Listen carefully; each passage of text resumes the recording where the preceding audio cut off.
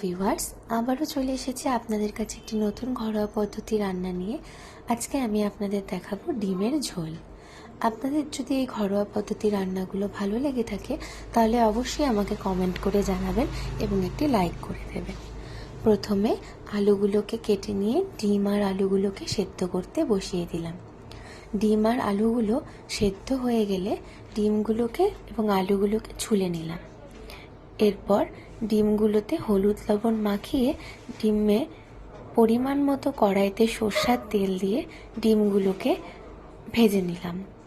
ডিমগুলো ভাজা হতে হতে আমরা একটা মিক্সার গ্রাইন্ডারে পেঁয়াজ, আদা, রসুন, কাশ্মীরি লাল লঙ্কার গুঁড়ো, ধনে গুঁড়ো, জিরে গুঁড়ো, কাঁচা পাকা কাঁচা লঙ্কা, টমেটো দিয়ে একটি পেস্ট তৈরি করে নিলাম। আপনারা চাইলে এটি পাটাতে বেটে নিতে পারেন। আমি মিক্সিতে পেস্ট করে নিলাম।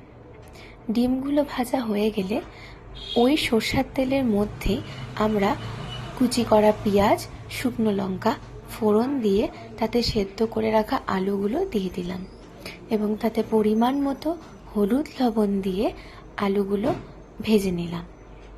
ভাজা হয়ে গেলে তাতে মিক্সার গ্রাইন্ডারে করে রাখা পেস্টটি দিয়ে দিলাম, দিয়ে আলুগুলো ভালো করে কষিয়ে নিলাম। কষানো হয়ে গেলে তাতে ডিমগুলো দিয়ে সামান্য পরিমাণ জল দিয়ে আরও কিছুক্ষণ কষিয়ে নিলাম ভালো করে।